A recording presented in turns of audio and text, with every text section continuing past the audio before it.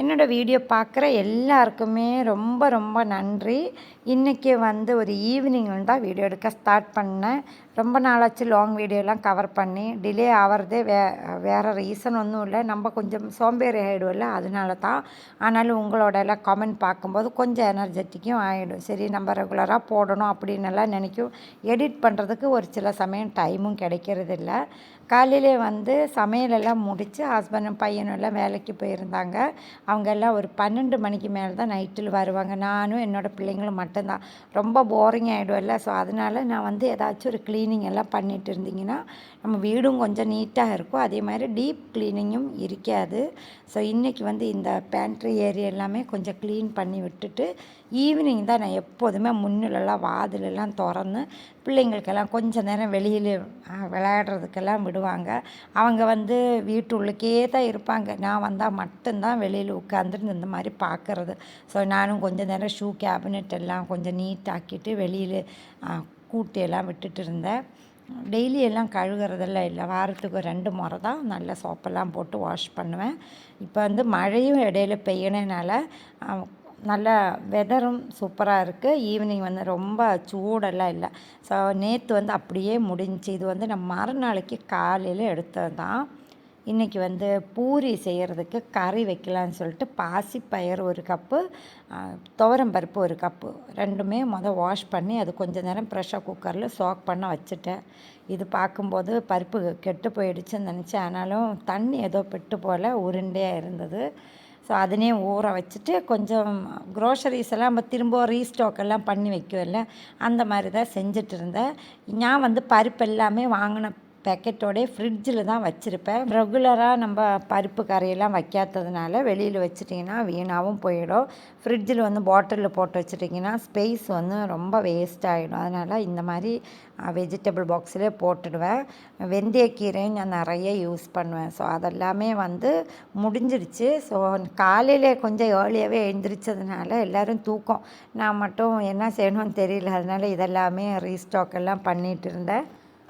சாயப்பொடியும் முடிஞ்சு போச்சு. ஸோ இடையில போகும்போது வாங்கி வச்சது தான். எனக்கு இப்போ இது தான் ரொம்ப பிடிக்கும். நிறைய அந்த பச்சை இலையும் இருக்குல்ல, கொஞ்சம் நேரம் பாயில் பண்ண அப்போ தான் நல்ல ஃப்ளேவரும் வரும். ஸோ எல்லாமே கொட்டி வச்சுட்டு கடுகு முடிய போகுது. ஸோ அதனாலே 2 பேக்கெட் இருந்தாலும் ஒன்றாவே போட்டு வச்சாச்சு.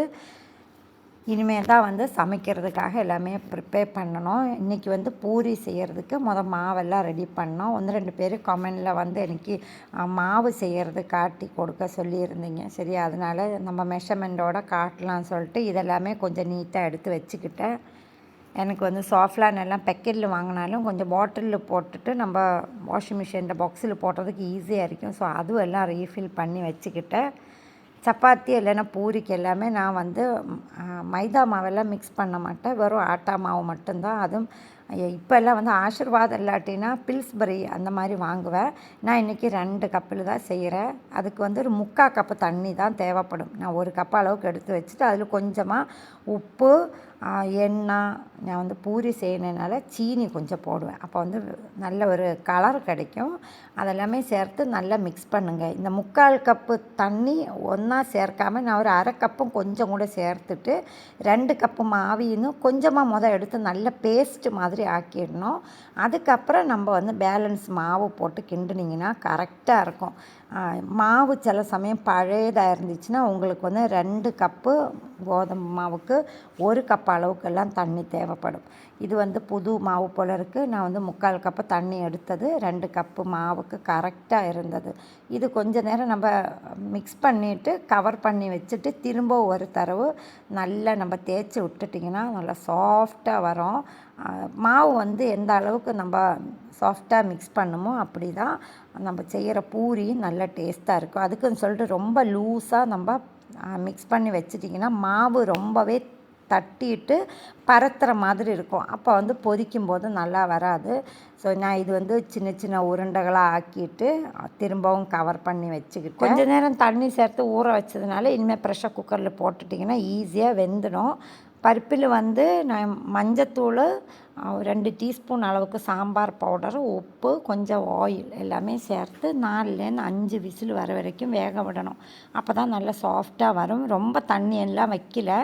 இது வந்து நம்ம சோறுக்கெல்லாம் நல்லா லூஸாக செய்யலாம். நான் பூரிக்கு அதனால கொஞ்சம் திக்காக பண்ண போகிறேன். இதுக்கு கொஞ்சம் நிறையவே வெங்காயமும் தேவைப்படும். நான் வந்து பெரிய வெங்காயம் 3 நல்லா சாப் பண்ணி எடுத்துக்கிட்டேன். இந்த கிரேவி எல்லாம் வந்து ஒரு பஞ்சாபி ரெஸ்டாரண்ட்டில் சாப்பிட்டது தான். ஸோ அதுக்கப்புறம் தான் நானும் வீட்டில் ஃபாலோ பண்ணுறேன். வெங்காயம் நல்லா சின்னதாக கட் பண்ணிவிட்டு இஞ்சி, பச்சை மிளகு, பூண்டு இதெல்லாமே தான் தேவைப்படும். இனிமேல் இதில் எந்த விதமான மசாலாவும் சேர்க்க தேவையில்லை. நான் வந்து பூண்டுனா நல்லா சாப் பண்ணி வச்சுருக்கிறனால இஞ்சி, பச்சை மிளகு மட்டும் நல்லா கட் பண்ணிக்கிட்டேன். ஆயிலில் வந்து சின்ன ஜீரகம், பெரிய ஜீரகம் அது 2மே சேர்த்து தாளித்து வெங்காயம், இஞ்சி, பூண்டு, பச்சை மிளகு எல்லாமே சேர்த்து நல்லா வதங்க விடணும். அதுக்கப்புறம் தான் 2 டொமேட்டோவும் ஆட் பண்ணினேன்.